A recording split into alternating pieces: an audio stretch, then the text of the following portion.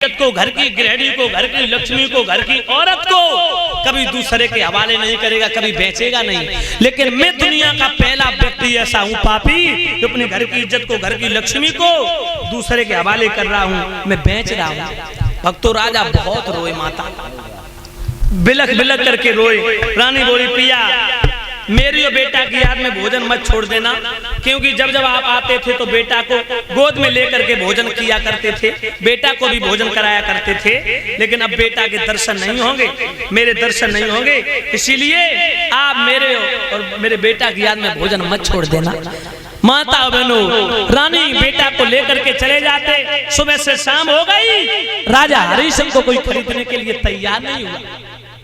हरिश्चंद्र गिड़गिड़ा रहे हैं, सोच रहे रानी बेटा दोनों चले गए, अगर मुझे किसी ने न खरीदा तो धर्म खंडित हो जाएगा। धन भी गया, धर्म भी गया, सब कुछ चला गया। गिड़गिड़ा रहे थे खरीद लो। शाम हो गई, तब तक एक कालू नाम का डोम आया। कालू मेहता जो काशी का रहने वाला था, कालू कहने लगा बाबा जी सीताराम, मैंने ये सुना है कि आप इस पुरुष को बेचने के लिए लाए। इस पुरुष को बेचने के लिए आया हूँ। मैं से खरीद तो सकता हूँ मगर एक शर्त पर। कौन सी शर्त? ये मेरे अमर घटिया का काम करता रहे तो बहुत अच्छा काम करेगा। जो इतने शब्द कहे, राजा ने पैर पकड़ लिए कालू मेहतर के, कहा भगवान आप तो मरघट की बात कर रहे हैं, अरे मरघटी उसे घटिया काम दे दो, वो भी मैं करूंगा, लेकिन मुझे खरीद लो। कितना मोल है? 20 भार।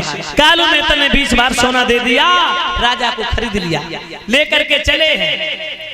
माता बहनों, कालू ने हरिश्चंद्र को ले जा करके घर पहुंचा दिया और कहा हरिया सुन, तेरा नाम क्या है? मुझे तो वैसे तो बहुत दास को हरिश्चंद्र कहते हैं। हरिश्चंद्र ने सम्मान से तेरा नाम नहीं लूंगा मैं, तू मेरा दास है। हाँ सरकार। हरिया बोलूंगा मैं तेरे से। ठीक है सरकार। हरिया है जी सरकार। सुन हरिया, हाँ सरकार। तुझे काम क्या करना पड़ेगा? क्या करना पड़ेगा? सुबह उठ करके झाड़ू पकड़ करके काशी गलियों को साफ करना है। जैसे आप उसके बाद घड़ा उठा करके पानी भरने के लिए जाएगा गंगा तट पर। ठीक है। उसके बाद तुझे 1 सेर सत्तू खाने को मिलेंगे। ठीक है सरकार। माता बहनों, भाई बंधु, हरिश्चंद्र को रख लिया, काम दे दी।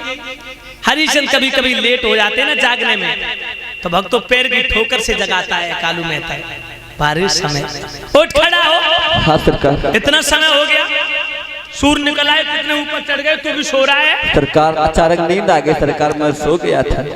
झाड़ू ले जल्दी जा, सफाई करके लौट के आ जल्दी। ठीक है सरकार। माता बहनों, भाई बंधु, हरिश्चंद्र झाड़ू ले लेते, सारी काशी गलियों को साफ करते हैं, घड़ा भर लेते हैं, आकर के घड़ा उठा करके पानी भर लेते हैं, और पानी भरने के बाद घर पहुंचते हैं, घड़ा रख दिया गनौची पर, और जैसे सत्तू बनाए, भोजन बनाने की प्रक्रिया में सत्तू तैयार किए बना करके, और जैसे भोग लगाया भगवान का, जो गिरास खाया सोई खा नहीं पाया, एक भी गिरास अंदर नहीं गया मुंह के अंदर। विश्वामित्र आ गए कोड़ी बनके, भैया आज मुझे 6 रोज हो गए, भूख से आत्मा व्याकुल है, कोई भोजन करा दो। हरिश्चंद्र ने सोचा हमें तो 5 ही रोज भय, इन्हें 6 रोज हो गए, अपनी परसुई थाल ज्यों की त्यों विश्वामित्र को दे दी।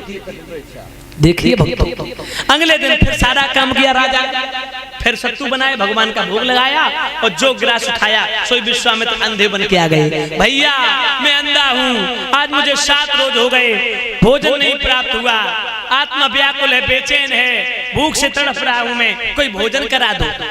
हरिश्चंद्र ने सोचा हमें तो 6 रोज हो गए, इन्हें 7 दिन हो गए, अपनी परसुई थाल ज्यों की त्यों विश्वामित्र को दे दी। विश्वामित्र सोच रहे एक न एक दिन राजा मना तो कर ही देगा, क्योंकि कब तक भूख सहन करेगा, कब तक भूख बर्दाश्त करेगा, कब तक भूखा रहेगा। जब हरिश्चंद्र मना कर देगा तो धर्म खंडित हो जाएगा। कितनी कठिन परीक्षा माता हो, 1-2 दिन नहीं माना हो, विश्वामित्र जी हर रोज भोजन करते रहे, 26 दिन हो गए, राजा के पेट में एक अन्न का दाना नहीं पहुंचा। माता शरीर जर्जर हो गया, इतनी कमजोरी आ गई, सारा मांस जो था ना, हड्डियों के ऊपर गोश्त सूख गया, खून बिल्कुल सूख गया, ढांचा दिखाई दे रहा है ना, हड्डियों का ढांचा कंकाल तंत्र से हो गई महाराज। हरिश्चंद्र शरीर जर्जर हो गया।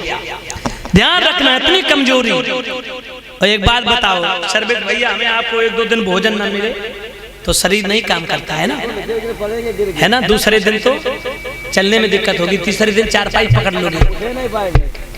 क्योंकि लोग कहते नहीं है, आज के लोग कहते कि अन्न का सन्न होता है, यानी कि अन्न से जो ऊर्जा एनर्जी मिलती है ना, याद रखना भक्तों। तो माता और बहनों, जब 26 दिन हो गए, शरीर जर्जर हो गया, चलने फिरने में उठने बैठने में बड़ी परेशानी, लेकिन भाई मालिक की आज्ञा का पालन करना है। काम में कोई कंजूसी नहीं, काम करते हैं। घड़ा भरने के लिए पहुंचे हैं, घड़ा तो भर लिया, लेकिन शरीर में इतनी शक्ति, इतनी ताकत नहीं जो घड़ा उठा करके सर पे रख लेते। उसी समय बैठे बैठे इंतजार कर रहे, कोई आएगा मेरा घड़ा उठाएगा। माता तब तक उसी घाट पर रानी तारावती आ गई पानी भरने के लिए। हरिश्चंद्र ने भक्तों आंखों में इशारा किया, देवी देवी, विश्व भर से बैठा थोड़ा सारा